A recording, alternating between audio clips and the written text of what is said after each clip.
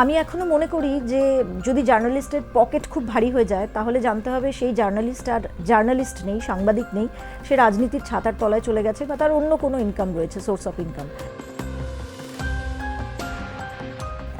আমি বুঝতে পারলাম যে আমার দাম শুধুমাত্র আমার রূপ, আমার শরীর, আমার কাজ।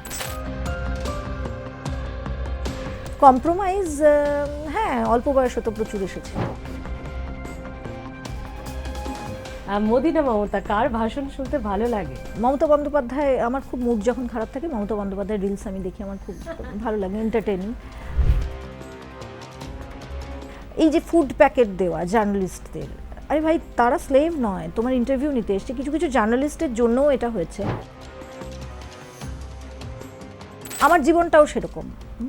আমি তো, তুই তো জানিস, আমি ড্রিঙ্ক করি না, কখনো করিনি, আমি কখনো স্মোক করিনি। আমি সেটাকে খারাপ ভালোর দিকে যাচ্ছি না।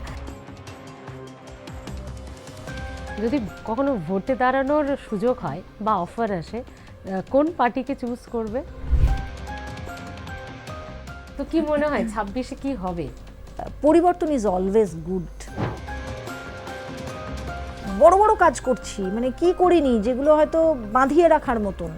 কিন্তু না, বাংলা মিডিয়াতে না এখন জানি না, একটা সময় অবধি না মেয়েদের কোনো সম্মান নেই। প্রথম প্রেম কোথায়? হায়দ্রাবাদ এই টিভিতে চাকরি করার সময় নাকি দুর্গাপুর? প্রথম প্রেম আমি একটু একটু মানে কীরকম বলবো, টম বয়স আর কি। যখন সবাই প্রেম করতো তখন আমি ক্রিকেট খেলতাম। ভালোবাসা আমার জন্য খুব ব্যথার পর্যায়ে। আমি যাকেই ভালোবেসেছি খুব উজাড় করে ভালোবেসে ফেলি, আর সে দেখি যে মানে খুব ছেলে খেলা করে চলে যায়। তাই আমার জন্যে ভালোবাসা খুব খারাপ। তারপর এরকমও আমাকে একজন বলেছিল, খুব বিখ্যাত একটি রিপোর্টার আমাকে বলেছিল যে রেনেসা, তোমার এখন তুমি করছো ঠিক আছে, কিন্তু তোমরা তো অ্যাঙ্কার, তোমরা তো আসলে তোমাদের তো শরীর সর্বস্ব জীবন, মানে আসলে এটা তো বেশ্যাবৃত্তি।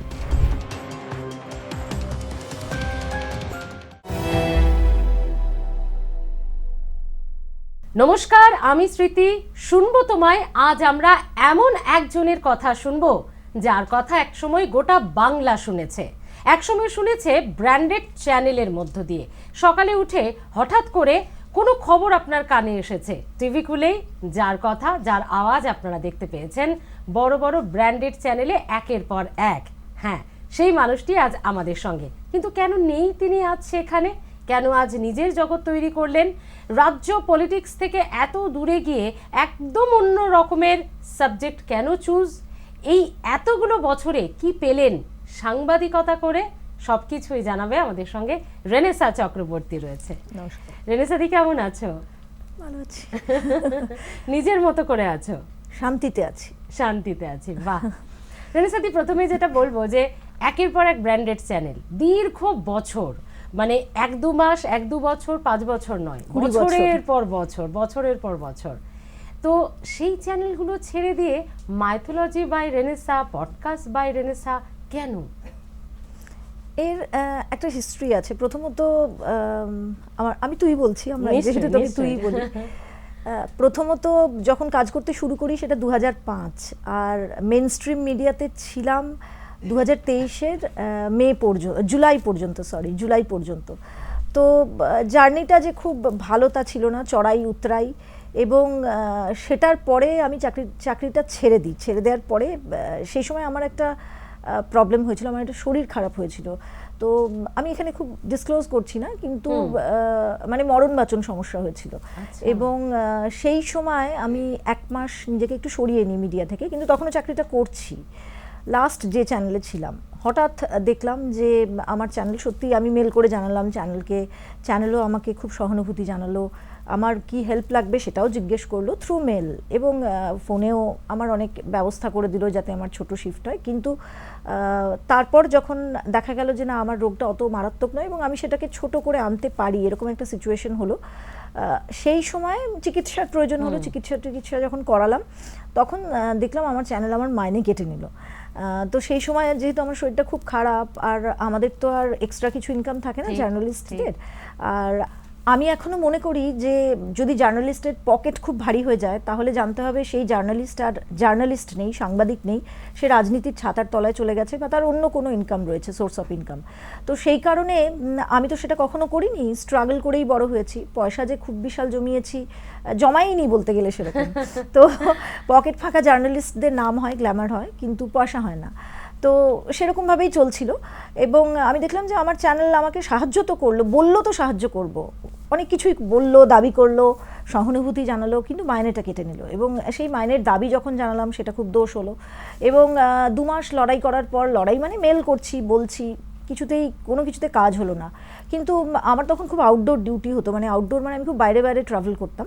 এখানে বলে রাখা ভালো যে আমি আমার জার্নালিজম কেরিয়ারে যা যা কাজ করেছি তার মধ্যে একদম শেষে যেখানে কাজ করেছি সেটা কিন্তু আমাকে ন্যাশনাল এবং ইন্টারন্যাশনালি অনেক একটা জায়গায় পৌঁছে দিয়েছিল। অনেক বড় বড়, সেটা মোদি, অমিত শাহ বা আরও ভিভিআইপিস বা একেবারে ইন্ডিয়ান আর্মির কিছু কাজ। আমি নেতাজি সম্পর্কে গুমনামি বাবার একেবারে এতে ডেরায় চলে গেছিলাম, সেখানে কাজ করেছিলাম। তো এটা আমাকে অন্য লেভেলে পরিচিতি দিয়েছিল, মানে একদম অ্যাঙ্কার রেনেসা, ডেস্কের পার্সন রেনেসা থেকে রিপোর্টার রেনেসা এবং ডেপুটি নিউজ এডিটর রেনেসা, এইটার একটা পরিচিতি কিন্তু আমাকে চ্যানেল দিয়েছিল। এবং তারা আমার ওপর কাজের জন্য কিন্তু ভীষণ ভরসা করতো, হ্যাঁ মানে।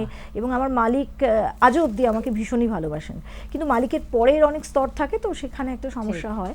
এবং আমি দেখলাম যে আমার মাইনেটা আমি পেলাম না, পেলেও খুব কম সংখ্যক, একেবারে 2 মাস পর একটু পেলাম। সেটা আমার জন্য খুব অসুবিধার হলো এবং আমি তখন বুঝতে পারলাম যে এটা আমার পক্ষে, মানে যদি আমি খুব একটা কাজের জিনিস, সেই কাজটা করতে গিয়ে আমার যদি কোনো বাধা হয়, আমাকে যদি হসপিটালে যেতে হয়, আমার যদি শরীর খারাপ হয় বা কোনোদিন যদি আমি দেখতেও খারাপ হয়ে যাই, আমার কিন্তু আর দাম থাকবে না। তাই আমি বুঝতে পারলাম যে আমার দাম শুধুমাত্র আমার রূপ, আমার শরীর, আমার কাজ। আমার শরীরের স্বাস্থ্যের কোনো দাম নেই। মানে আমি যদি আজ মরে যাই, হয়তো কাঁদবে 1 দিন 2 দিন, হয়তো একটা প্যাকেজ চলবে, কিন্তু তার বেশি কেউ কিছু করবে না। তখন আমি সিদ্ধান্ত নিলাম যে এই চাকরিটা আমাকে ছাড়তে হবে।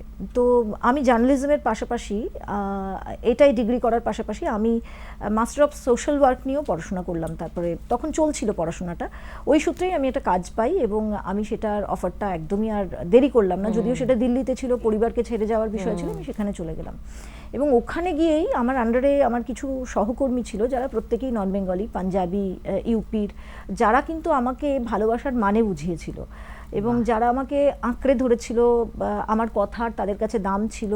তাদের সঙ্গে আমি বিভিন্ন মন্দিরে, বিভিন্ন জায়গায়, যেহেতু উইকেন্ডে ছুটি থাকতো, কোথায় ঘুরবো। তো একটি মেয়ের নাম না বলা বোধহয় খুব ভুল হবে, পুনম। তো পুনম শর্মা, ওর সঙ্গে আমার ভীষণ ভালো একটা বন্ধুত্ব হয় এবং সত্যি কথা যে ছোট বোনের মতো, ও আমার থেকে অনেকটাই ছোট, আঁকড়ে রেখেছিল আমাকে। এবং আমরা দিল্লির বহু মন্দিরে আমরা গিয়েছিলাম এবং আমার এই শরীর খারাপ, মন্দিরে যাওয়া, আমার একটা শান্তি খোঁজা, সব কিছু মিলিয়ে না, যেটা হতে পারতো, হয়তো আমি মারাই যেতে পারতাম, কিন্তু সেটা হয়নি ডাক্তারদের জন্য এবং আমি মনে করি যে আমার ঈশ্বর, আমি যাকে বিলিভ করি, তো সেটার জন্য আমি দেখলাম যে আমি এখনও এটা মনে করি যে এমন এমন কিছু ঘটনা ঘটেছিল না, যে ওই বললাম যে জার্নালিস্টদের পকেট ফাঁকা হলে চিকিৎসা কী করে করাবে, কিন্তু এমন কিছু জিনিস আমার সঙ্গে হলো যে যেখানে টাকারও প্রয়োজন হলো না। এমন কিছু জিনিস হলো যে বেস্ট ডক্টর আমি পেলাম। এমন কিছু জিনিস হলো যে আমার অপারেশনগুলো একের পর এক সাকসেসফুল হয়ে গেল। এবং তারপরে আমার কাছে গুড নিউজ এলো যে আমার এসব কিছুই, মানে যে ভয় করা হচ্ছিল সেগুলো কিছুই নেই এবং আমি ঠিক আছি।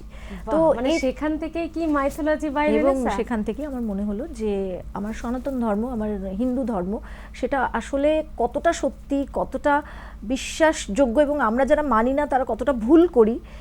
আর তখনই আমার মনে হলো যে এটার প্রচার দরকার। আর প্রচারের জন্য আমি তখনই শুরু করি যে মাইথোলজি বাই রেনেসা। প্রথমে দিল্লির সিআর পার্কে আমি যেখানে থাকতাম, সেখান থেকে রিলস, শর্টস এগুলো করতাম। আস্তে আস্তে সেটা বড়োর দিকে গেল। তারপরে পরবর্তীকালে আমার ফ্যামিলির নিডের জন্য আমাকে কলকাতায় আসতে হলো। এখন আমি চাকরি করি অন্য একটি জায়গায়, কিন্তু তার সঙ্গে সঙ্গে এটা এখন দেখা যাচ্ছে একটা মেইন ইয়েতে চলে যাচ্ছে, একদম একটা আলাদা পরিচিতি দিয়েছে তোমাকে, অন্যরকম। আচ্ছা, একটু কর্মক্ষেত্রের কথা যখন উঠলো এবং সেখান থেকে কিছুটা খারাপ লাগা, কর্মক্ষেত্রে মেয়েরা নাকি মেয়েদের শত্রু হয়, মানে এটা কি তুমি ফিল করেছো? সব মেয়ে নয়, তবে আমার ব্যক্তিত্বটা, আমার ইমেজটা মিডিয়াতে খুব ঠোঁটকাটা, তো আমি ঠোঁটকাটা একটু স্পষ্ট বক্তা, বাড়িতেও তাই। রেনেসা বরাবরই স্পষ্টবাদী। হ্যাঁ, স্পষ্ট কথা বলি, স্পষ্ট কথায় কোনো কষ্ট নেই, তবে আলটিমেটলি কষ্ট আছে, কিন্তু কিছু করার নেই, এটাই আমার স্বভাব। মেয়েরা মেয়েদের 99% শত্রু, 1% ভালো থাকে। আমি দেখেছি যে আমার সমসাময়িক বেশিরভাগই কাজ করতে গিয়ে বুঝেছি যে তুই যদি আমাকে বলিস যে রেনেসাদি তোমার 20 বছরের জার্নিতে তুমি কতটা কাজ করতে পেরেছো, তাহলে আমি বলবো যে আমি 10% কাজ করতে পেরেছি মাত্র, একদম 10%। But I have the capability to do more work, কিন্তু আমি করতে পারিনি। তার বেশিরভাগ কারণটাই কিন্তু মেয়েরাই ছিল, কারণ যেখানেই যেতাম, যেখানেই কাজ করেছি ব্র্যান্ডেড বা ইয়েতে, যেখানে যে জায়গাতেই গেছি, সামহাও মেয়েদের একটা ঈর্ষা, একটা শত্রুতা এগুলো ছিল। কিন্তু হ্যাঁ, অনেক ভালো মানুষও পেয়েছি, এটাও বলতে হবে, সবটা খারাপ নয়। অনেক মানুষ যারা ছিল, যারা না মানে আঁকড়ে আমাকে ধরে রাখতো, আমার থেকে অনেক জুনিয়ররা অনেক কিছু শিখেছে, অনেকে মনে রেখেছে, অনেকে মনে রাখিনি, কিন্তু যারা মনে রেখেছে তাদের কথাই বলবো, তারা আজও তাদের সঙ্গে সম্পর্ক অটুট রয়েছে। এই তো আমি যেরকম মনে রেখেছি তোর সঙ্গে আমার শুরুর দিন থেকে কাজ করা। তাহলে তখন তুমিও কত ছোট, আমিও কত ছোট। এবং আরো একটা কথা, আমরা একই সিটির, একই শহর থেকে, দুর্গাপুর থেকে। সেই লড়াইটাও একটা বিশাল লড়াই, একটা জেলা মফস্বল থেকে উঠে এসে একটা মেইন স্ট্রিমে নিজের একটা ছোট্ট হলেও জায়গা তৈরি করা, এটা বোধহয় আমরাই জানি যে কতটা লড়াই থাকে তার পেছনে। একদম, আমার বাড়ি আর তোর বাড়ির দূরত্ব খুব বেশি নয়। তো আমরা কিন্তু দুর্গাপুরের যে এলিট জায়গাগুলো যেগুলোকে বলে আর কি সো কল্ড, আমরা সেখানকারও নয়, আমরা একদম আদি দুর্গাপুরের মেয়ে। তো আমি বেনাচিটির মেয়ে, বেনাচিটির উত্তরপল্লী স্ট্রিটে আমার বাড়ি। এখান থেকে আমি উঠেছি, আমাদের পৈতৃক বাড়ি, বহু বছর ধরে আমার দাদু, আমার জেঠু, আমার বাবা সবাই থাকে, সেখান থেকেই বড় হয়েছি। এবং এই বড় হওয়ার পরে যখন এখানে পড়তে আসতাম, সেটাও একটা বড় জার্নি ছিল, মানে বিধান ধরে আমাদের আসতে হতো। আমি না বহু ট্রেন মিস করেছি, ভিড় বলে উঠতে পারিনি, তো ভয় লাগতো, খুব ভীতু ছিলাম। এরকমও হয়েছে কলকাতায় এসে রোড পেরিয়ে আমাকে উল্টো দিকে যেতে হবে, এত গাড়ি ঘোড়া, দুর্গাপুরে তো গাড়ি নেই, আমি পেরোতে পারিনি, আমি আবার ফিরে গেছি, এরকমও হয়েছে। তো এতটাই বোকা ছিলাম। প্রথম যখন চাকরি করতে গেছি ইটিভি বাংলা, তারপরে কলকাতায় এলাম, কলকাতা থেকে একটা চ্যানেলে জয়েন করার 3-4 দিনের মাথায় আমার কাছে একটা বড় চ্যানেলের অফার এলো, তারপর 1-1.5 মাস পর সেটা হলো। শুরুতেই যখন গেলাম তখন আমি দেখলাম যে মফস্বলের মেয়েদেরকে কি চোখে বড় চ্যানেলে দেখা হয়। ঠিক এই জায়গায় আজকে রেনেসা চক্রবর্তী একটা জায়গা তৈরি করার পর সেই ফেলে আসা মানুষগুলো যারা পেছন থেকে টানতে চেয়েছিল, তাদের কিছু বলতে চাও? বলবো, আমি জানি না, এটা অহংবোধ হয়ে যাবে বোধহয়, কারণ স্পিরিচুয়ালিটির কাজ করার সঙ্গে সঙ্গে আমি এটা শিখেছি যে কিছুই নেই জীবনে, কিচ্ছু নেই, 60-70 বছর ম্যাক্সিমাম আমরা বাঁচি, রোগ ভোগ হলে আমরা মরে যাব, অতএব অহংকারের কিচ্ছু নেই, এই আছে এই নেই, অতএব যা আছে, যেটা আসছে সেটা করো, আর মানে এটা নেই। কিন্তু এদের একটা কথা বলতে চাই যে তোমরা কোথায় আছো এখন, আমি জানি না, তোমাদের দেখতেও পাই না। হ্যাঁ, তোমাদের রিলস ভিডিও মাঝে মাঝে দেখি, কিন্তু এই সমস্ত মহিলা, এই সমস্ত মানুষজন, আমি এদের দেখেছি যে একটা শো, একটা বড় চ্যানেলে না শো নিয়ে ভীষণ কাড়াকাড়ি হয়, তো একটা শো এর জন্য তারা কত কিছু করেছে, মানে কোন লেভেলে চলে গেছে। তো আমার মনে হয় যে এত কিছু করার পরেও তোমরা কোথায় আছো, আমি তোমাদের দেখতে পাই না। আচ্ছা রেনেসাদি, মানে কিছু মানুষের ধারণা বা কিছু মানুষের কথা এটা, যে ব্র্যান্ডেড চ্যানেলগুলোতে যে শোয়ের কথা যখন তুমি বললে, তার থেকে একটা মনে এলো যে মেয়েদের নাকি প্রচুর কম্প্রোমাইজ করতে হয়, আর না কম্প্রোমাইজ করলে টিকে থাকা মুশকিল, ফ্যামিলি পর্যন্ত এফেক্টেড হয়। তোমার কাছেও কি সেই কম্প্রোমাইজ করার অফার এসেছিল? এই তো পুরো ফাঁসানোর প্রশ্ন একেবারে। না, কম্প্রোমাইজ হ্যাঁ, অল্প বয়সে তো প্রচুর এসেছিল, অল্প বয়সে প্রচুর এসেছিল, মাঝ বয়সেও প্রচুর এসেছিল, আরেকটু যখন ম্যাচিওর্ড হলাম তখন বলতে সাহস পেতো না, কিন্তু তখন ওটা পলিটিক্সে পৌঁছে যেত যে আচ্ছা তুমি যখন কম্প্রোমাইজ করবে না তাহলে তুমি চলে যাও। শেষ বয়সে একদম, মানে শেষ বয়সে মানে আমার মেন স্ট্রিমের শেষে আমার থেকেও ছোট ছোট যারা এখন মিডিয়াতে একেবারে গৌরবে মানুষের বিচার চাইছে যে কেন মানুষের সঙ্গে এসব হচ্ছে, তারা নিজেরা কি করে, তারা মানে তখন আমি সবে 40-এর কোটায়, তো 2023 সাল তখন হবে, এই তারা তখন আমাকে বলছে যে তোমার বয়স হয়ে গেছে, তুমি খুব বুড়ি হয়ে গেছো, এই তো তোমার ছেলেমেয়েরা তোমাদের সঙ্গে কাজ করছে, তুমি কেন এখানে আছো, এবার তোমার যাওয়ার বয়স হয়েছে, এবার কি নাতি নাতনিদের সাথে কাজ করবে।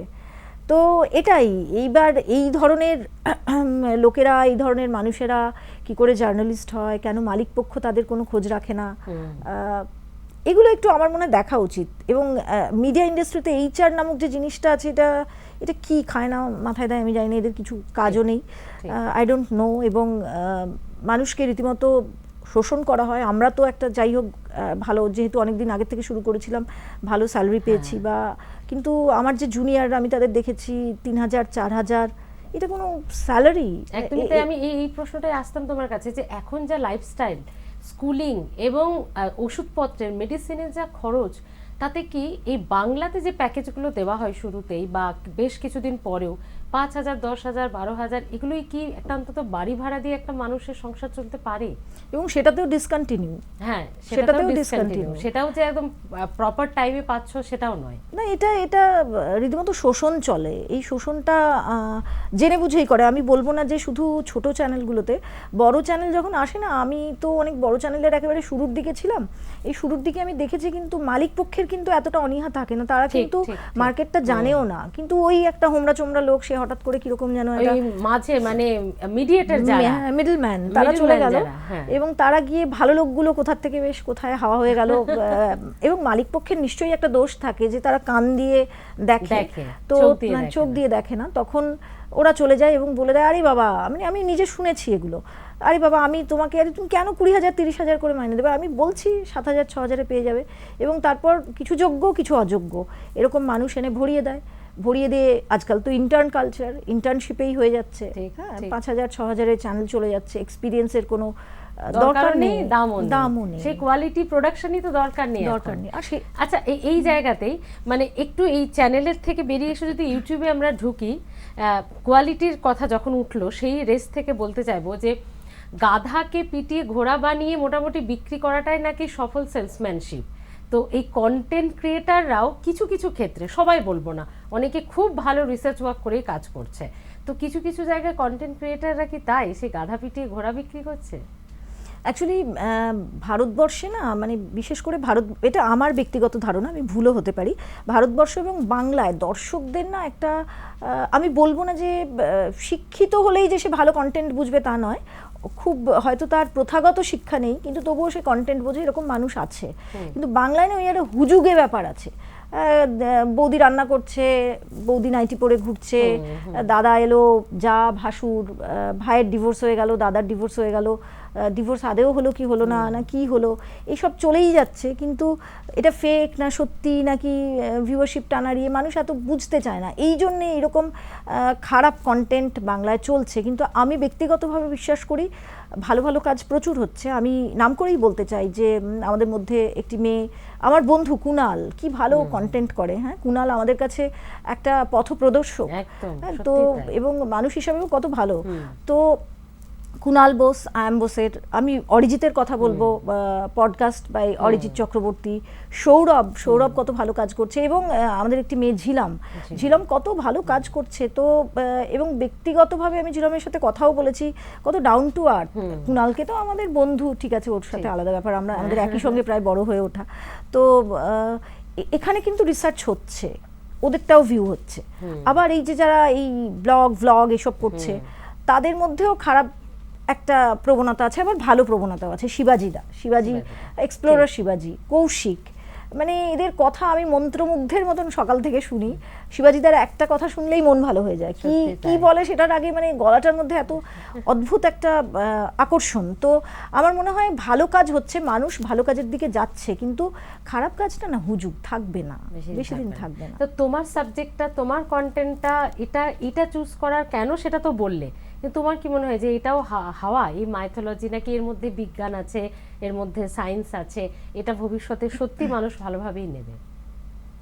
আসলে আমি এটা নিজে বিশ্বাস করি, আবারও বলছি এটা ভুল হতে পারি, আমি বিশ্বাস করি যে আমি যেটা করি, এটা আমাকে অনেকে প্রশ্ন করেছে যে আপনি মাইথোলজি কেন নাম দিয়েছেন, এটা তো হিস্ট্রি, এটার মধ্যে মিথ কিছু নেই, মাইথোলজির সঙ্গে তো মিথ রয়েছে।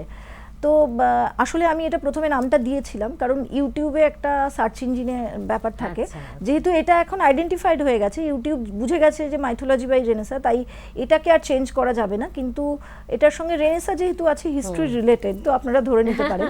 কিন্তু একটা কথা কি যে মাইথোলজি গোটা ভারতবর্ষেই এখন খুব চলছে, বাংলাতে এই রিসেন্ট ঢুকেছে, আগে যে ঢুকেছিল তার কিন্তু মানে নেই, মানে বলবো না, কিন্তু রিসেন্ট ঢুকছে, প্রচুর মানুষ কাজ করছে, কিন্তু মাইথোলজিটা কেউ অনেকে কিন্তু একটা অন্য পথে নিয়ে যাচ্ছে।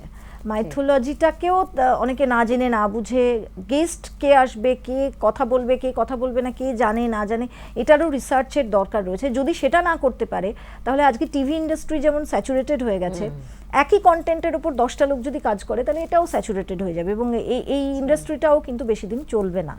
যদি প্রত্যেকে কাজ করবে, মানে ট্রাভেল ব্লগার যারা আছে তারা প্রত্যেকেই বিভিন্ন জায়গায় যাবে, কিন্তু একজনের সঙ্গে একজনের যদি ক্ল্যাশ হয়ে যায় বা তার কন্টেন্ট, একই জায়গায় দুজন গেল কিন্তু কন্টেন্টটা আলাদা হতে হবে, যদি সেটা না হয় তাহলে আমিও দেখা গেল মমতা বন্দ্যোপাধ্যায়ের ইন্টারভিউ করলাম বা তার উপর স্টোরি করলাম, আরেকজনও করলো, বা আমিও ধর্মের কোনো একটা বিষয়ের উপর কাজ করলাম, আরেকজনও করলো, কিন্তু আমারটা জাস্ট নকল করে দিল, টুকে দিল, তাহলে ওটা রিসেন্ট হয়তো আমার থেকেও বেশি ভিউ হলো, 1.5 লাখ 2 লাখ, কিন্তু সেটা সাস্টেন করবে না, বেশি দিন চলবে না।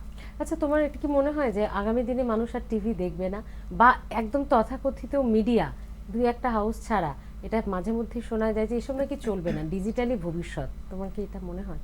ডিজিটালি ভবিষ্যৎ, অলরেডি ভবিষ্যৎ না, এটাই বর্তমান।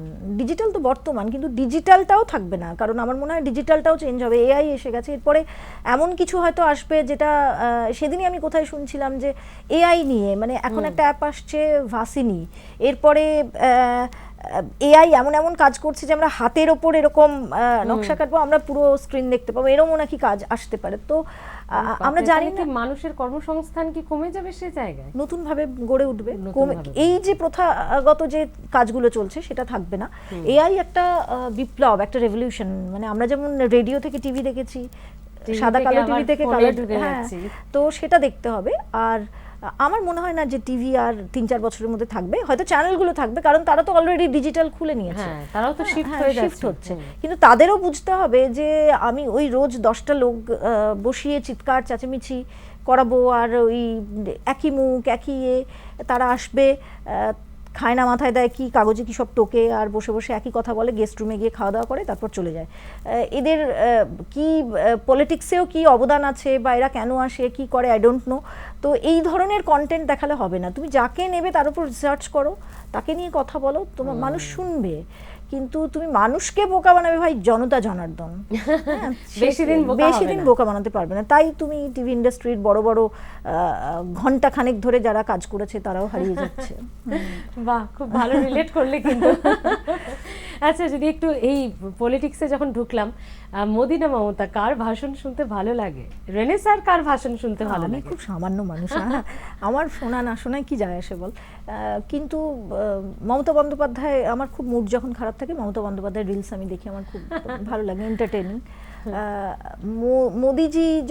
মোদিজিকে আমি ইন্টারভিউ করেছি, মমতা বন্দ্যোপাধ্যায়কে আমি ইন্টারভিউ, ওনার যখন অ্যাক্সিডেন্টটা হলো এই নন্দীগ্রামে, সেই সময়টায় আমি ওখানে ছিলাম, উনি চা বানাচ্ছিলেন একটা জায়গায়, তো তখন একটা ইন্টারভিউ নিয়েছিলাম। কিন্তু মোদিজির ইন্টারভিউ অনেকগুলো কাভারেজ আমরা করেছি একটা চ্যানেলের হয়ে, কিন্তু সামনে থেকে দেশের প্রধানমন্ত্রীকে দেখছো, তার ইন্টারভিউ, মানে ওই অনুভূতিটা তখন মানে ঠিক কিরকম কি চলছে মনে? তখন ওই জায়গাটা খুব প্রফেশনালিজম, তো সেটা অমিত শাহর ক্ষেত্রেও দেখেছি খুব প্রফেশনালিজম, কিন্তু আমি দেখেছি যে মানে খুব সম্মান থাকে, সেটা সব জায়গাতেই, আমি কোনো একটি পলিটিক্যাল পার্টির ক্ষেত্রে বলবো না, খুব সম্মান থাকে। তবে কিছু কিছু ক্ষেত্রে আমার একটা জায়গায় খারাপ লেগেছে, যে এই যে ফুড প্যাকেট দেওয়া জার্নালিস্টদের, আরে ভাই তারা স্লেভ নয়, তোমার ইন্টারভিউ নিতে এসছে, কিছু কিছু জার্নালিস্টের জন্যও এটা হয়েছে, একটা ফুড প্যাকেট, আরে ভাই তোমাদের খাবার দিয়ে দিলাম ওখানে খেয়ে, it is not the attitude, এরকমভাবে কথা বলতে। জার্নালিস্টদের একটা সম্মান আছে, এবং সেই সম্মানটা জার্নালিস্টদেরও যেমন রাখতে হবে, পলিটিশিয়ানদেরও রাখতে হবে। জার্নালিস্টরা এখন এমন হয়ে গেছে, একটা ফুড প্যাকেট, একটা সুবিধা, একটা এই ওই, দেখো জার্নালিস্ট আর পলিটিশিয়ান এদের এত ক্লোজ একটা রিলেশন না, বন্ধুত্ব তো হবেই, এটা বাদ দিয়ে কেউ থাকতে পারবে না, এবং একে অপরকে দরকারও হবে। যদি আমার কোনো পলিটিশিয়ানের কোনো বাইট যদি মনে হয় যে আমি এখানে একটা বাইট দিয়েছি, সে জার্নালিস্টকেই বলবে ভাই এখানে একটা ঘটনা ঘটেছে, হতে পারে সেটা খুব পলিটিক্যালও নয়, কোনো মানুষের নিড, সে তো জার্নালিস্টকেই জানাবে যেটা দেখাও। আবার জার্নালিস্টও বলবে যে এরকম, কিন্তু তাদের মধ্যে না একটা দূরত্ব থাকা দরকার, একটা সীমারেখা, সেই সীমারেখাটা এখন নেই। এখন দাদা দিদি প্রত্যেকের থাকতে হবে, তবে তারা একটা কোনো ভালো জায়গায় যেতে পারবে। ওই জায়গা থেকে চলে গেলে দাদা দিদিরা তাদেরকে এন্ডোর্স করবে, এবং তারপর তাদের অনেক রকমের অনেক কিছু থাকবে, সমস্যা হ্যাঁ তৈরি, কেউ আবার খুব ভালো জায়গায় চলে যাবে। তো এটার সঙ্গে অনেকগুলো জিনিস কানেক্টেড। এক তো এখানে এত আনএমপ্লয়মেন্ট, এত চাকরির অভাব, বাচ্চাগুলো বা মানুষগুলো কি করবে? আগে তো খেতে পড়তে হবে, তবে তো ভাই মেরুদণ্ড সোজা রাখা। মেরুদণ্ড সোজা রাখার কথা যারা বলে তারা চাকরিটা কি দেয়? একটা চ্যানেল থেকে চাকরি চলে গেলে বাচ্চাটা বা ছেলেটা বা মেয়েটা কোথায় যাবে? তাই তাকে রাজনীতির ছাতার তলায় যেতে হয়। অন্তত একটা দাদা তো মাথার উপরে আছে, সবার একটা তো বাড়ির দিদিটা অবস্থা আছে। ভালো নয়, কোথায় যাবে সে? তো সেই জন্যই তাকে আনুগত্য স্বীকার করতে হয়। আর পলিটিশিয়ানরাও তার সুযোগ নেন কিছু ক্ষেত্রে। যে খবরের চ্যানেলে পলিটিক্সের চাপ থাকে, পলিটিশিয়ানদের চাপ থাকে, এটা তুমিও কি ফিল করেছো যখন মেইন স্ট্রিমে ছিলে একদম? হ্যাঁ, মারাত্মক মারাত্মক থাকে। আমরা ইটিভিতে কাজ করেছিলাম, ওখানে থাকতো না। আমার মনে আছে নন্দীগ্রাম সিঙ্গুর সেই সময় কত ফোন আসতো। ফোন এসে এটা বলা হতো যে এই খবরটা কেন দেখালেন, এটা কেন হচ্ছে, যাই হোক এরকম নানা রকম ঘটনা ঘটতো। তো কিন্তু সেটা কিন্তু রামুজিরাও কখনো শোনেননি। তিনি একটা অন্য ধরনের মানুষ ছিলেন, অন্য ধরনের পলিসি একদম আলাদা ছিল। আমার মনে হয় ওই হাউসটার সঙ্গে বাকি ইন্ডাস্ট্রির হাউসগুলোকে মেলানো একদমই ঠিক হবে না, বা এক নয় কখনোই। এবং একটা ইনস্টিটিউট, আমাদের মতন আনকোরা, ট্রান্সপারেন্ট একদম, এবং নতুনদের শেখার জন্য খুব ভালো এবং সম্মানের জায়গা। আমি প্রথম 6 মাস বোধহয় খবরই পড়তে পারিনি। আমার, তোর মনে আছে বোধহয়, আমার মাথা ঘুরে যেত। আমি খবর কি টিপি পড়বো, আমার তো সব ঘুরছে। তো মানে আমি কিছু পড়তেই পারতাম না। সেই 6 মাস পর আমি দেখলাম ভাই পড়াশোনা না করলে আমি কিছু করতে পারবো না। এবং তখন তো আর এত গুগল ফুগল কিছু ছিল না। আমরা ম্যাগাজিন কিনতে যেতাম, আমি আর আমার এক বন্ধু। দিলসুখনগর বলে একটি জায়গা ছিল, সেখান থেকে ম্যাগাজিন কিনে আনতাম। ও কিছুটা পড়তো, আমি কিছুটা পড়তাম। এবং তখন CNN IBN বলে একটা চ্যানেল ছিল, সেটা প্রথম দেখা শুরু করলাম। সেখান থেকে জার্নিটা শুরু হলো। সেটা ইটিভি দিয়েছিল আমাকে। ঠিকই, সেই পথটা তৈরি করে দেওয়া। আচ্ছা, ইউটিউবারদের তুমি প্যাকেজের কথা বলছিলে মেইন স্ট্রিম চ্যানেলে, কিন্তু ইউটিউবাররা যারা আগামী দিনে আসবে, তোমার কি মনে হয় যে সবটা ঠিকঠাক ইনকামটা সে একদম ইন্ডিভিজুয়াল ইউটিউবার হলে সে ঠিকঠাক করতে পারবে, বা কি কি টিপস তার খুব ফলো করা দরকার? আমি তো নিজেও শিখছি, তাই বলে টিপস কিছু সেরকম দেওয়ার নেই। আমার মনে হয় যারা আরও বড় সাকসেসফুল তারা দিতে পারবে। তবে আমি আমার জার্নিটায় দেখেছি যে কনসিস্টেন্সি, মানে ইউটিউবে কনসিস্টেন্সি খুব মেনটেন করতে হবে। আর তুমি কি দিচ্ছ, ওই যে বললাম যে সবার থেকে আলাদা, একই সাবজেক্টের ওপর হবে কিন্তু জিনিসটা আলাদা হতে হবে। আদারওয়াইজ কিন্তু সাকসেসফুল হওয়ার অ্যাটলিস্ট 88% ইউটিউবার কিন্তু ফেল করে। আর ইউটিউবে তুমি যেটা দিচ্ছ সেটা তোমাকে বুঝে সুঝে দিতে হবে, কারণ একটা কপিরাইটের ব্যাপার থাকে, সেটা তোমাকে বারবার ভেরিফাই করতে হবে। আর খুব বেশি প্রথমে খরচ করে ফেলো না, ধীরে চলো, মানুষের পালস বোঝো, এবং খুব অনেস্টলি কাজটা করতে হবে। মানে যেটা তুমি করছো ওটা যদি খুব দেখানো কাজ হয় শুধু ইনকাম জেনারেটের জন্য, তাহলে হবে না। এবং একটা সময় সাপেক্ষ, মানে সঙ্গে সঙ্গে ইউটিউবে সাফল্য যাদের আসে বলে বা ভিউয়ারশিপ মানেই কিন্তু ইনকাম ভালো তা নয়। ও আচ্ছা, ভিউয়ারশিপ মানেই ইনকাম ভালো এটা একদমই নয়। সেই ভিউয়ারশিপের কোয়ালিটি কি, কতক্ষণ দেখছে মানুষ, কতক্ষণ দেখছে শুধু নয়, কোয়ালিটি কেমন, এইগুলো, এই সমস্ত কিছু দেখার পরে মানে একটা জিনিস হয়তো চললো, মানিটাইজ হয়ে গেল, কিন্তু তারপরেও তার টাকা সেরকম, মানে দুটো ইউটিউবার এক ইনকাম করবে না একই ভিউয়ারশিপ থাকলেও। তাকে ইউটিউব কিভাবে বাঁচবে, সহজ নয়, এত সহজ নয়। ওই যে বললাম 88% ইউটিউবার ফেল করে, তার মানে 90% ইউটিউবার ফেল করে। প্রত্যেকে এখন তো প্রচুর কন্টেন্ট ক্রিয়েটার, যেই পারছে কন্টেন্ট ক্রিয়েশন করছে, তো ম্যাক্সিমামই ফেল করে। ভিউয়ারশিপ মানে আর এখন তো প্রমোশন হয়েছে, কাটটা আসল কাটটা প্রমোশন এটা বোঝা মুশকিল, কিন্তু promotion is not good for a channels health. আচ্ছা, আরেকটা, এই যে এত বেকারত্ব, আনএমপ্লয়মেন্ট, রাজ্যে যে কাজের যা পরিস্থিতি, পেলেও তার যেরকম স্যালারি প্যাকেজ বা ডিসকন্টিনিউটি হয়, কোথাও একটা গিয়ে এই ইউটিউব কি তাহলে আমাদের রাজ্য, দেশটা আমি ঠিক যাচ্ছি না এখনই, আমাদের রাজ্যের তাহলে যুবক যুবতীদের ভবিষ্যৎ? সেটা যদি হয় তাহলে রাজ্যের জন্য খুব খারাপ একটা সময় আসবে। সেটা ভারতবর্ষেও হয়েছে, দেখা যাচ্ছে বাড়ির যে হাউসওয়াইফরা বিভিন্ন জায়গাতে তারা যা করছে সবটাই দিয়ে দিচ্ছে। এটা নিজেদের লাইফের জন্যও ভালো নয়। আমি আমার লাইফকে এত বিক্রি করতে পারি না, একটা সময় না পাগল পাগল মনে হবে, কারণ আমার লাইফের শান্তিটা তো আসল। এটা উচিত নয়। আর এমপ্লয়মেন্টের দিক থেকে, ইকোনমিক্সের দিক থেকেও যদি বলি, তাহলে এটা কোনো রাজ্যের অর্থনৈতিক যে ব্যাপারটা সেটার জন্য ভালো নয়। অতএব চাকরিটা সবাইকে সব প্রফেশনেই থাকতে হবে, শুধু কন্টেন্ট ক্রিয়েশন করলেই হবে না। আচ্ছা, তুমি যখন শুরু করেছিলে, তো ধরো যখন ইটিভির জার্নি, সেই খবর পড়তে না পারা, সে মাথা ঘুরে যাচ্ছে, টেনশন হচ্ছে, আর তারপরে এতগুলো বছর পর 20 বছরে কি রেনেসা চক্রবর্তীকে মোটামুটি গড়ে পিঠে মানুষ করে দিয়েছে মেন স্ট্রিমের মিডিয়া, যে কারণে ইউটিউবার হতে সে ভয় পায়নি?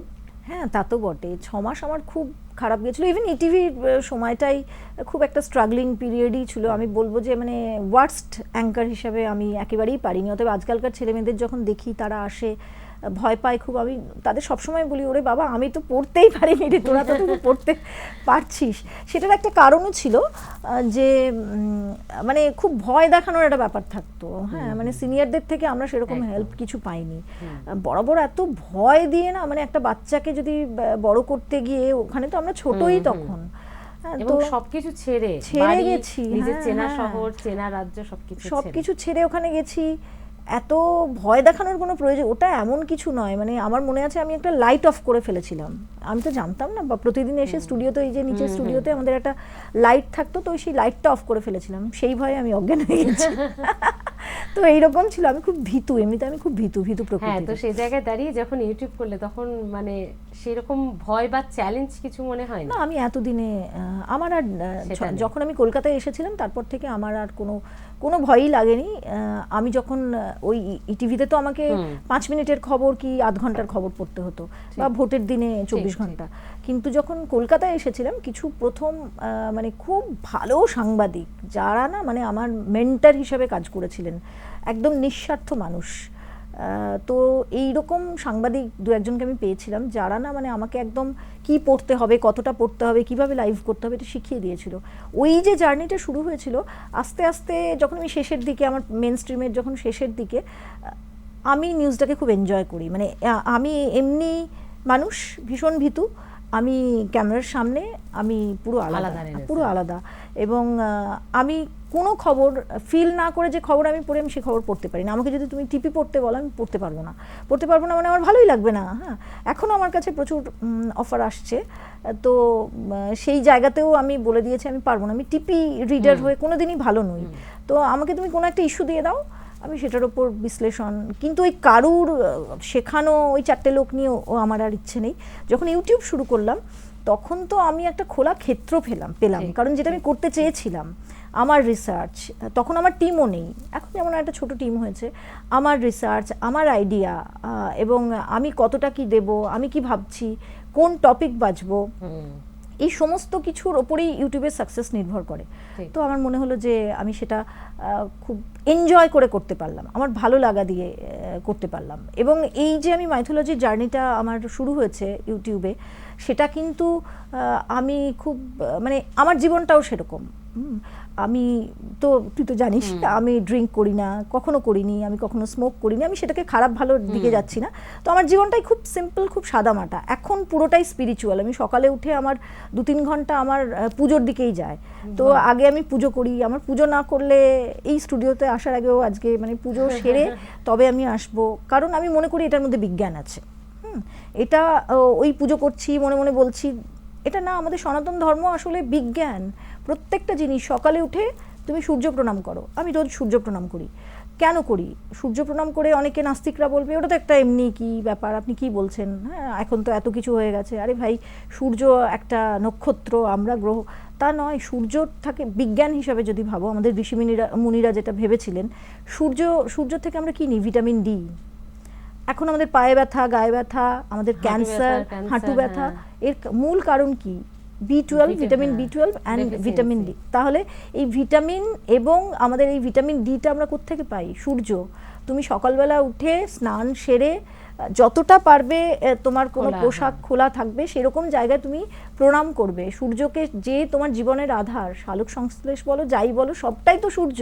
তাকে তুমি প্রণাম করবে, প্রণাম করে তারপর তুমি আসবে, সেই শক্তিটা তুমি তোমার নিজের মধ্যে দিলে। অনেকটা এনার্জি পেলাম আমি। তাহলে তুমি ভেবে নাও যে তোমার, যদি তুমি ঈশ্বর নাও মানো, তুমি কনফিডেন্স মানো, বিজ্ঞান যদি মানো, তুমি যদি নাস্তিকও হও, তুমি কি বলছো যে আমাকে কনফিডেন্স দাও। সূর্য কি দেয়? মান, যশ, খ্যাতি। তুমি বলছো বাহ। আমাকে মান দাও, খ্যাতি দাও, যশ দাও। আমি তোমার কাছে আনত হয়ে আমি তোমার কাছে ক্ষমা চাইছি আমার সমস্ত কাজের জন্য যদি কোনো ভুল করে থাকি, এবং তোমাকে বলছি আমাকে আমার আশীর্বাদ দাও। এরপরে যদি আমি দিন শুরু করি সেটা তো এমনিই ভালো হবে। এমনি ভালো হবে, সে নাস্তিক হোক আর একদম আস্তিক হোক। একদম, হ্যাঁ। তুমি তো মাইথোলজি নিয়ে এতটা এগোচ্ছ, এত বিশ্বাস তোমার, তুমি ভগবানে বিশ্বাস করো, ঈশ্বরে বিশ্বাস করো, আলাদা করে রামেও কি বিশ্বাস করো? হ্যাঁ, রাম, আমরা ছোটবেলা থেকে কি পড়েছি? রামায়ণ মহাভারত। আমি প্রথম দেখেছি মহাভারত, রামায়ণের সময় আমি দেখিনি রামায়ণ, তখন বোধহয় একেবারেই মায়ের কোলে ছিলাম। তো মহাভারত আমি দেখেছি, আমার মনে আছে। তো আমি রামায়ণ মহাভারত দেখে বড় হয়েছি, আমার স্কুলে রামায়ণ মহাভারত পড়ানো হয়েছে। আমার ঠাকুমা প্রত্যেকদিন রামায়ণ পড়তো।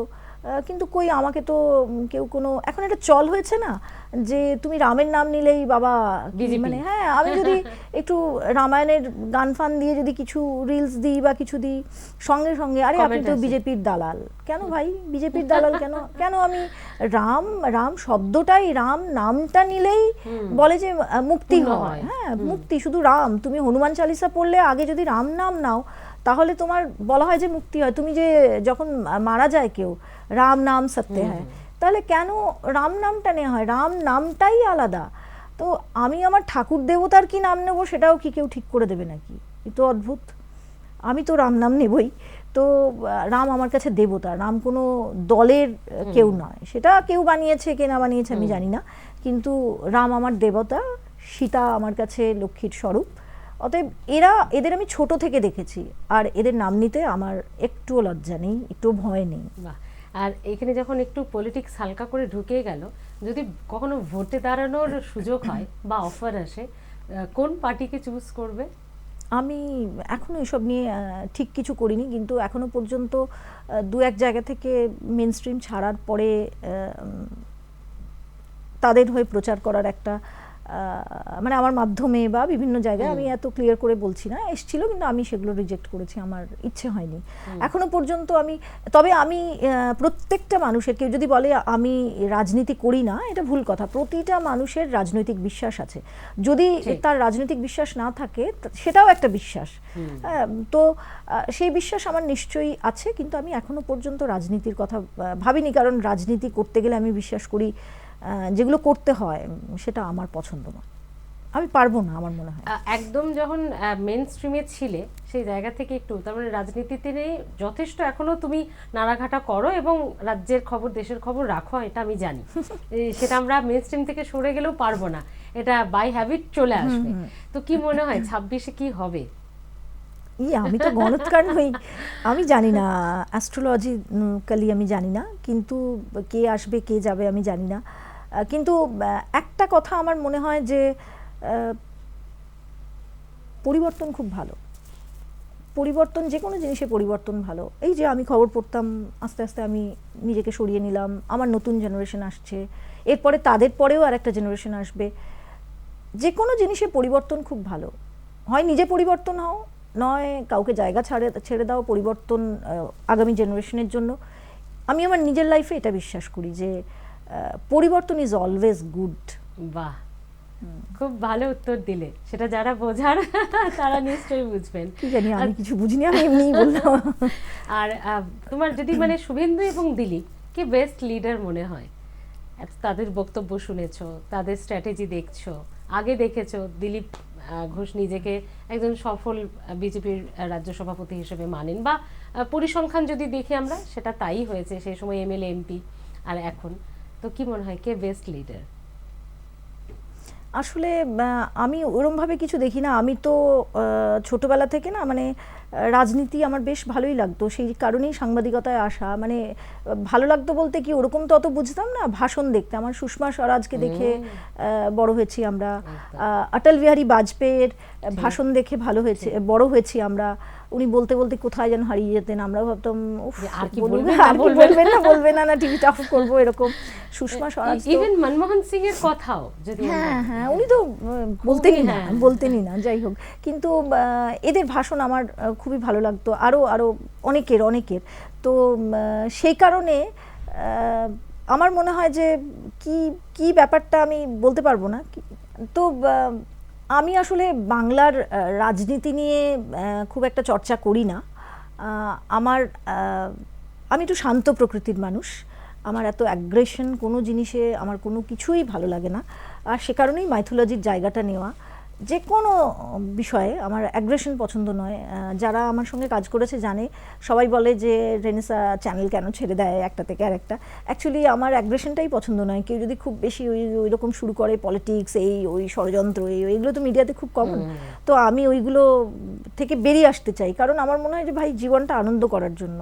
আমার বাচ্চা আছে, ফ্যামিলি আছে, আমার বন্ধু বান্ধব আছে, আমার ঈশ্বর আছে, আমি এসব কেন করব? তো আমার অ্যাগ্রেশন ভালো লাগে না, তাই আমি এগুলো একদমই বেঙ্গল পলিটিক্স নিয়ে আমি একদমই।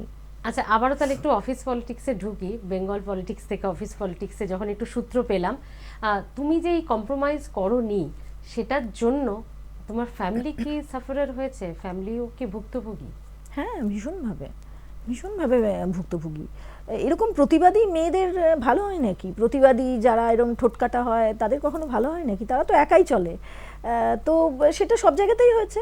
একটি বড় চ্যানেলে কাজ করতাম, দেখছি যে অন্যরা চলে যাচ্ছে, পার্টি হচ্ছে, অফিস পার্টিতে অন্যরা তাদের ডিউটি পরের দিন সকালে, তারা আমাদের যে সবটা দেখতো সে বলে দিল যে ওর আসতে পারবে না, ওর না এক্সরে হবে। এবার আমাকে বলা হলো যে তোকে করতে হবে। আমি হয়তো সেদিন খুব বেলা করে গেছি। তো এরকম পলিটিক্স চলতেই থাকতো। আমি মানে আমাকে সবটাই করতে হবে, তারপর মাইনে ঠিকভাবে বাড়ে না। অন্যদের যে হয়তো ঢুকলো আমার 3-4 বছর পর, তার দেখা গেল মাইনে প্রচুর বেড়ে গেল, আমার সেই একই। তারপর একদিন অন্যরা ছুটি ছাটা এখানে ওখানে যাচ্ছে, মানে সমস্ত সুবিধা, সব সুবিধা, ছুটি নিতে গেলেই প্রবলেম। এমনকি বড় বড় কাজ করছি, মানে কি করিনি যেগুলো হয়তো বাঁধিয়ে রাখার মতন। কিন্তু না, বাংলা মিডিয়াতে না এখন জানি না, একটা সময় অবধি না মেয়েদের কোনো সম্মান নেই। বিশেষ করে অ্যাঙ্কার, মেয়ে অ্যাঙ্কার মানে তাকে জার্নালিস্ট ভাবা হয় না। এটা একটা না মিডিয়া, নিউজ মিডিয়া, হ্যাঁ, সেজেছে গুজেছে, ব্যাস ঠিক আছে, মেকআপ করেছে, এবার চলে যাও, আর কিছু তোমাকে করতে হবে না। আর এটা তো ভীষণ রকমভাবে ছিল। এবং তারপরে আমি দেখলাম যে এ বাবা, এরকমভাবে কি করে চালাবো। তারপর যখন বাচ্চা হলো আমার, মানে ক্যারি করলাম, তারপর কনসিভ করলাম, ততদিন অবধি যতদিন কনসিভ করলাম ঠিক আছে, বাচ্চা যেই হয়ে গেল, বাস তোমার হয়ে গেছে। এবারে বাচ্চা নিয়ে একটা সংঘর্ষ, কিভাবে চালাবো, বাচ্চার তো আমাকে প্রয়োজন। হ্যাঁ, মাতৃদুগ্ধ একটা বাচ্চার জন্য অমৃত বলা হচ্ছে। আমাদের এখানে স্কিম যে বেটি বাঁচাও বেটি পড়াও, বেটিকে পড়াবো, সেই পড়ানোর জন্য ভাই সেই সুযোগটা কোথায়? তাকে স্কুলে অ্যাডমিশন দিতে পারছি না, করাতে পারছি না, তাকে স্কুল থেকে আনতে যেতে পারছি না, তার খাওয়া দাওয়া সেটার ব্যবস্থা করতে পারছি না। এরকম হয়েছে যে সবে আমার বাচ্চার তখন 2 মাস বয়স, আমাকে পুজোর সময়, পুজোর আগে জয়েন করতে বলা হলো, করতেই হবে প্রেগনেন্সির পরে। তারপরে আমি জয়েন করলাম, আমার বাচ্চা আমার অফিসে গেছে, সে দাঁড়িয়ে আছে, এবং সেই সময় মেয়েদের কত প্রবলেম হয়, দাঁড়িয়ে আছে ওই কচি বাচ্চাটাকে নিয়ে। তখন পুজোর সময় বেশ ঠান্ডা, রাস্তায় দাঁড়িয়ে আছে, তাকে কিন্তু গেস্ট রুমেও আমি জায়গা করে দিতে পারিনি। এবং ওই ব্রেকে ব্রেকে খবর হচ্ছে, 12টা অবধি খবর পড়বো, তাকে ডেকে ব্রেস্ট ফিড করিয়ে তারপর আমি পাঠিয়ে দিচ্ছি। তো এইটা হচ্ছে অ্যাটিটিউড। কিন্তু যাদের কিছুই নেই তাদেরকে চ্যানেল কিছু বলতে পারবে না। ওই যে একটা সৎ মানুষের তো এরকমই হয়। তো তখন আমি চাকরিটা ঠিক করেছিলাম যে আমি আর করতে পারবো না। যখন আমার বাচ্চার অ্যাডমিশনের জন্য আমি 7 দিনের ছুটি চেয়েছিলাম, যে আমার 7 দিনের ছুটি বা আমাকে একটা শিফট দাও, যে সময় আমি বাচ্চাটাকে স্কুলে দিয়ে আসা নিয়ে আসা, প্রথম যাবে তো কান্নাকাটি করে। তো আফটার অল তো আমরা মা, আমি পারিনি সেটা, আমি চাকরিটা ছেড়ে দিই, একদিনের মাথায় ছেড়ে দিই। এবং সেখানেও অনেক রকম ঘটনা, মানে যাই হোক, এগুলো আর নাড়াঘাটা না করাই ভালো। এবং একটা কথা বলতে কোনো আপত্তি নেই, ছাড়ার পরে একটা সময় পিএফ সব কিছু তুলে নিয়েছিলাম। একটা সময় একদিন এমন অবস্থা হয়েছিল যে আমার হাতে 10টা টাকা, আমার বাচ্চা তখন স্কুলে যাচ্ছে, বেশ বড় স্কুলে পড়ে, মা বাবা হেল্প করছে, কোনো রকমে পড়ছে, স্কুলটা ছাড়িয়ে দিতে হবে, 10টা টাকা আমার কাছে, তাকে টিফিন কি দেবো? বাড়িতে দীর্ঘদিন বেগুন বড়ি আলুর ঝোল হচ্ছে, কোনো মাছ আনতে পারছি না। তো এইটা সিচুয়েশন ছিল। কিছুদিনের মধ্যেই হাজব্যান্ডের চাকরিটাও এফেক্টেড হয়ে গেল। খুব বুঝতে পারলাম যে ওখান থেকেই কিছু একটা, কারণ তাদের বেশ প্রভাবশালী একটি চ্যানেল। তো এরকম করার পরে আস্তে আস্তে আমি আবার রিকভার করলাম, একটা ন্যাশনাল চ্যানেলে আবার জায়গা পেলাম। এবং সত্যি কথা বলতে সেখানে খুবই আমি ন্যাশনাল যে কটা চ্যানেলে কাজ করেছি খুব ভালোবাসা পেয়েছি, খুব ভালোবাসা। ইভেন লাস্ট যেখানে ছিলাম সেখানেও ওই রকম একজন মানুষ যে ন্যাশনাল লেভেলে কাজ করেছেন, হ্যাঁ, এত পরিচিতি তিনি এসে একদম স্টুডিওর মধ্যে আমাকে বলছেন you are the best anchor, এবং তিনি আমার কাজ খুব ভালোবাসতেন। আমার জন্য অনেকের সঙ্গে ঝগড়া করতেন, ওকে কেন ভালো অ্যাসাইনমেন্ট দেওয়া হয়নি। এটা একটা বড় প্রাপ্তি, তো সেগুলোও পেয়েছি। এবং এটা বলার দরকার যে আমি যেখানে যেখানে কাজ করেছি পলিটিক্স যেমন ছিল না, ভালো মানুষও ছিল। আর ও প্রথম বড় চ্যানেলে কাজ করার জায়গাটা আমার একটা ফ্যামিলি ছিল, ইটিভি, এবং তারপরেও আরও যেগুলোতে কাজ করেছি ফ্যামিলি ছিল। তো তাদের জন্য আমি একদম মন থেকে ভাবি, যারা আমার ফ্যামিলির মতো ছিল। বাহ। আর যখন একদম ফ্যামিলিতেই গেলাম, তাহলে আরও একটু কম বয়সে চলে যায়, সেটা হচ্ছে প্রেম। প্রথম প্রেম কোথায়? হায়দ্রাবাদ ইটিভিতে চাকরি করার সময় নাকি দুর্গাপুর? প্রথম প্রেম আমি একটু একটু মানে কীরকম বলবো, টম বয়স আর কি। যখন সবাই প্রেম করতো তখন আমি ক্রিকেট খেলতাম। আমার স্বপ্ন ছিল ক্রিকেটার হব, ছবি আঁকা শিখতাম আর ক্রিকেটার হব। আমার ভাইয়ের সংখ্যা ছিল, মানে পাড়াতো তো ভাই যারা ছিল প্রায়, মানে একটা পল্টন ছিল লম্বা। ভাইফোঁটার দিনে তারা আমাকে না কিচ্ছু দিত না, একটা সচিনের ছোট্ট একটা কার্ড পাওয়া যেত, ওটা নিয়ে চলে আসতো যে ও জানতো, হ্যাঁ আমি তো, তুই তো আমার সচিনের গল্প জানিস। তো আমার সচিনের প্রতি, মানে সচিন তেন্ডুলকার মানে একটা মারাত্মক ক্রেজ। এখনও আমার এরকম একটা বড় বাক্স আছে, যে বাক্সটা বাড়িতে কেউ হাত দিতে পারে না।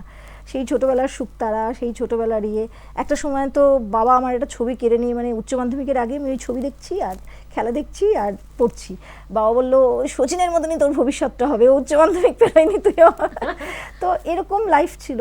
সেখানে প্রেম করার খুব একটা সময় হয়নি। একটি ছেলেকে বেশ ভালো লাগতো, কিন্তু ঠিক হলো না, মানে হয়নি। মানে ভালোবাসায় আমি খুব কাঁচা। আমি দেখেছি আমি যাকে ভালোবাসি সে আবার আমায় ভালোবাসে না, ওই জন্য ভালোবাসা জমে না।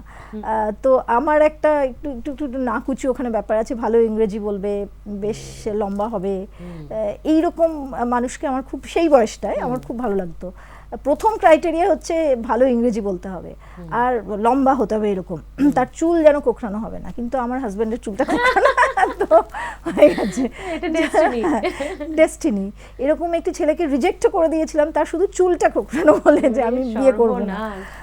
যাই হোক, তো ভালোবাসা আমার জন্য খুব ব্যথার পর্যায়ে। আমি যাকেই ভালোবেসেছি খুব উজাড় করে ভালোবেসে ফেলি, আর সে দেখি যে মানে খুব ছেলে খেলা করে চলে যায়, তাই আমার জন্য ভালোবাসা খুব খারাপ। বেশ, প্রেম তো না হয় বুঝলাম যে প্রেমে কাঁচা রেনেসা চক্রবর্তী বরাবরই হবে না, কিন্তু যদি ধরো হঠাৎ এই একটা কিছু ঘটলো, মিরাকেল, এবং তুমি সিনেমা করার অফার পেলে, তো বিপরীতে কাকে চাইছো হিরো হিসেবে? এরকম টল, কোকড়ানো হবে না এইসব তো?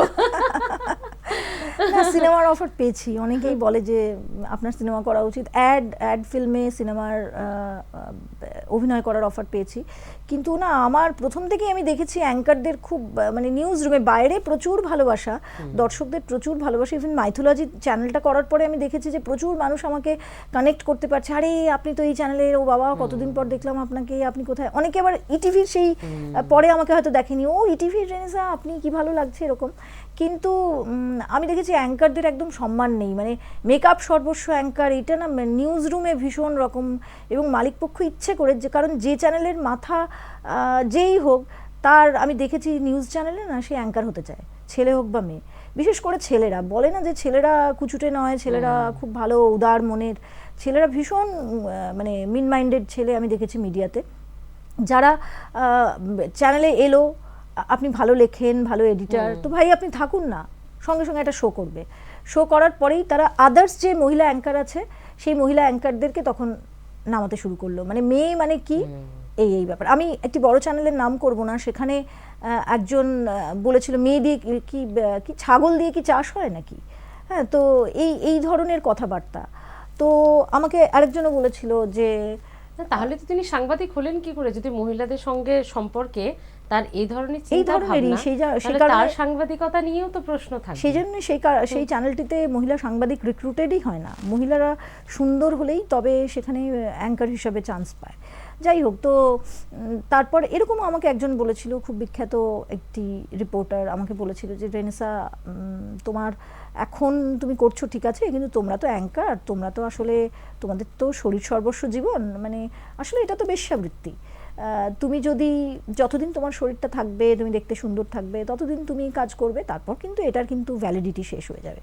সুতরাং অ্যাঙ্কার মানে তার শরীর, অ্যাঙ্কার মানে সে কেমন দেখতে, এবং আলটিমেটলি যে শব্দটা ইউজ করা হলো, আমি এটা মনে করি যে এই কারণেই আমি কখনো সিনেমাতে অভিনয় করিনি, কারণ আমার মনে হয়েছে যে বেশিরভাগ অ্যাঙ্কারদেরও এটা দোষ আমি দেখেছি, যে তারা খুব মেকআপ সর্বস্ব, খুব সারাক্ষণ সেলিব্রিটি পরিবেষ্টিত, এবং স্টেটাস এই ওই, আমি সেলিব্রিটির সঙ্গে কাজ করলাম, ওই করলাম, এই দেখনদারিটা ভীষণ ভীষণ শো অফ।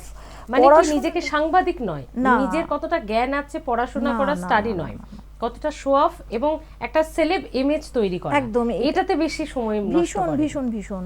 এখন তো প্রচুর, মানে আমার ফলোয়ার্স, পেজ ভিউ, এই ওই, আমি এই ব্লাউজটা দেখ এরকম ভাবে শাড়িটা পরে ব্লাউজ, ভাই তুমি এরকম ভাবে করছো তো তোমাকে তো এমনিতেই লাইক করবে প্রচুর, আমিও এখন দিই না, এক্ষুনি হবে। কিন্তু এটা তো আমি সাংবাদিক, মানে আমার তো একটা পরিচিতি আছে, আমার একটা রেসপন্সিবিলিটি আছে, আমি কেন করব এটা?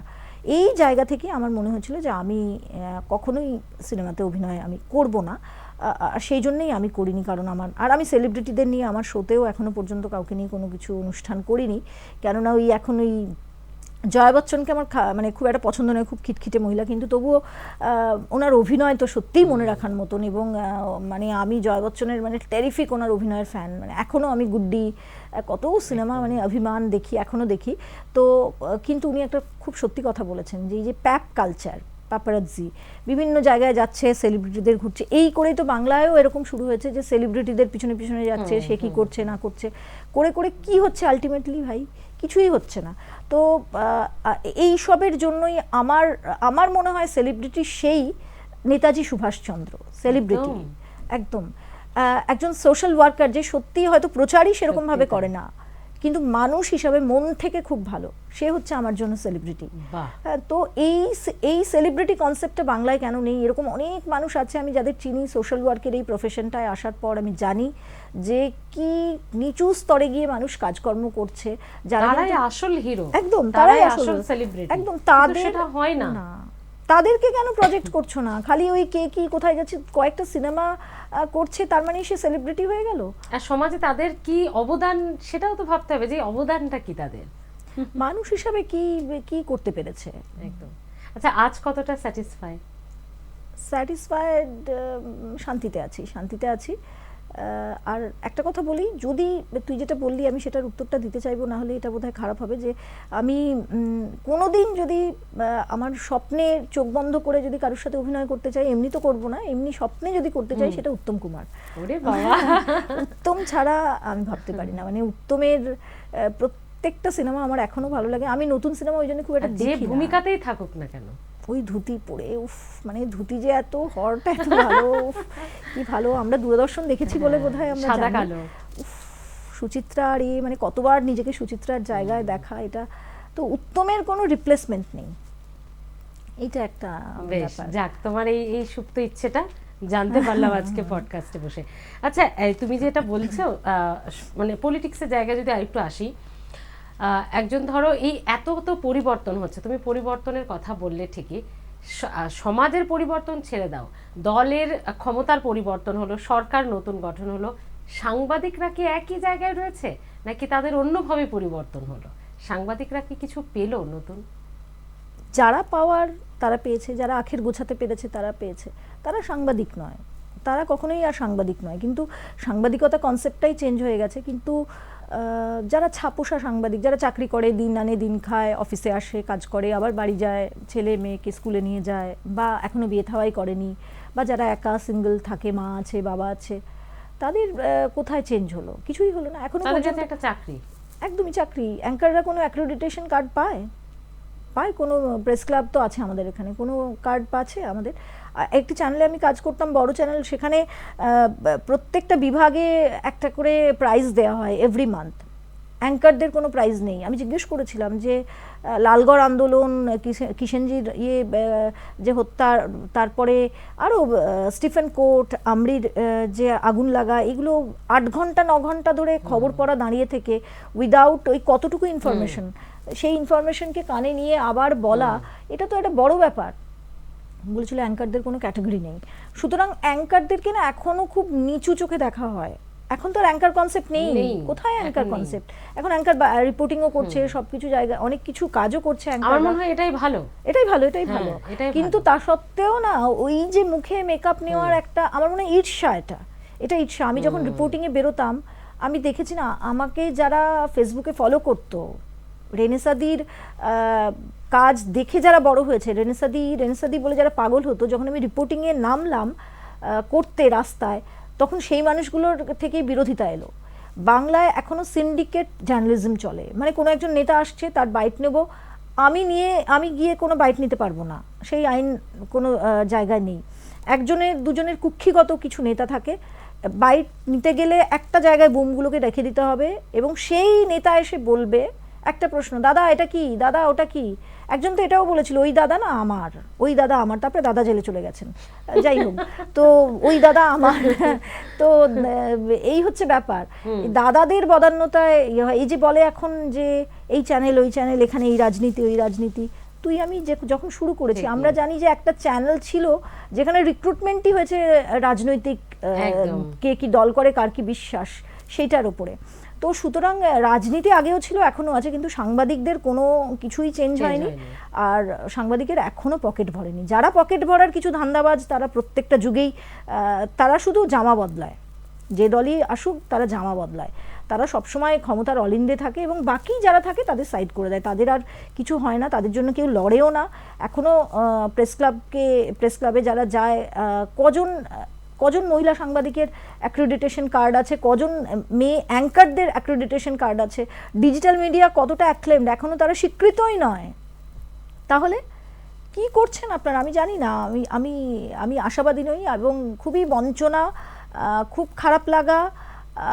সবাই বলবে আপনি এত নেগেটিভ কথা বলছেন, কিন্তু বিশ্বাস করুন এই মিডিয়াতে না, মানে টিভি মিডিয়াতে আমি খুব সংঘর্ষ করে বড় হয়েছি, খুব পড়াশোনা করে এসেছি, খুব মানে যে পরিবার থেকে এসেছি সেখানে পড়াশোনা ছাড়া আর কিছু নেই। তো সেই পড়াশোনা করা জায়গা থেকে শুধু টাকার জন্য আসিনি, টাকা ইনকাম করার জায়গা বাড়িতেই প্রচুর আছে, কিন্তু আসার পরেও যেটা পেলাম সেটা হলো খালি বঞ্চনা। এবং এখানকার কলকাতার মানুষদের কাছে কোথাও পিছিয়ে পড়তে হলো শুধু কম্প্রোমাইজ করিনি বলে। কিন্তু টাচুড ভগবান ইউটিউবে সেই জায়গাটা করে দিয়েছে যেখানে আমি স্বাধীন, আমার ভালো লাগা, আমার ইচ্ছা, এবং সেখানে সেখানে স্ট্রাগল করার, সেখানে তোমার নিষ্ঠতার আর কি, মানে নিষ্ঠা দিয়ে কাজ করার অবশ্যই স্বীকৃতি আছে। একদম একদম, যে করবে সে পাবে, কিন্তু ওই একটাই শর্ত, মানে একই বিষয় করা চলবে না। মানে ধর আমি পডকাস্ট করছি, আমার দেখা দেখি যারা ধর বসে আছে বা যারা সত্যি খুব নিডের জায়গায় আছে, করতে হবে, কিছু তো করার নেই, আবার একটা পডকাস্ট করে ফেললো, সেটা চলবে না, মানে কিছুদিন চলতে পারে। একটা জিনিস একটু কম্প্রোমাইজের পাশাপাশি জিজ্ঞেস করব একজন মহিলা হিসেবেই মিডিয়া ইন্ডাস্ট্রিতে, এবং এই যে সাংবাদিকদের, বিশেষ করে অ্যাঙ্কারদের, তাদের কি বাচ্চা হওয়াটা, মা হওয়াটা একটা অভিশাপ? হ্যাঁ, সাংবাদিকদের আসলে অ্যাঙ্কারদের সবাই নায়িকার সঙ্গে তুলনা করে, ওই জন্যই আমি তোকে বললাম না যে আমি ওই জন্যই যাইনি, কারণ ওটাই অ্যাঙ্কারদের ডেস্টিনেশন হয়। প্রথমে অ্যাঙ্কারিং করে, তারপর অভিনয় করে, তারপর একটা বুটিক খুলে নেয়, তারপর জীবন শেষ হয়ে যায়। তো আমার মনে হয়েছে যে ওটা করব না, আমি একদম ডাটকে লারেঙ্গে, তো এরকম এই জন্য যাইনি। তো অ্যাঙ্কার কেন, মানে যারা স্টার তাদেরও যেই বাচ্চা হয়ে যায় না, দামটা পড়ে যায়। এই তো রিসেন্ট আমার ভীষণ প্রিয় একজন অভিনেতা ধর্মেন্দ্র যখন মারা গেলেন, তার ওয়াইফ, তার একটা ইন্টারভিউ শুনছিলাম হেমা মালিনীর। তিনি বলছিলেন, जब मेरे बच्चे हो गए तो मेरे पास अमित जी के मम्मी का रोल आया था, तब सब लोगों ने मुझे ऐसे ऐसे रोल दिए कि वो मम्मी का रोल था, মানে মায়ের রোল আসছে তার কাছে, অমিতাভের মায়ের রোল, যে নাকি অমিতাভের নায়িকা ছিল। তো ওই অ্যাঙ্কারিংয়েও তাই, যেই তোমার বাচ্চা হয়ে গেল, তোমার প্রাইম টাইম থেকে সকালে শিফট হয়ে যাবে, তারপর তুমি কুনজরে চলে গেলে, তারপর তোমার চাকরি, শুধু বলবো না যে বাচ্চা হলে, যদি তুমি বিয়েও করে ফেলো তাহলেও তোমার, মানে তুমি ম্যারিড হলেও তোমার একটা সমস্যা।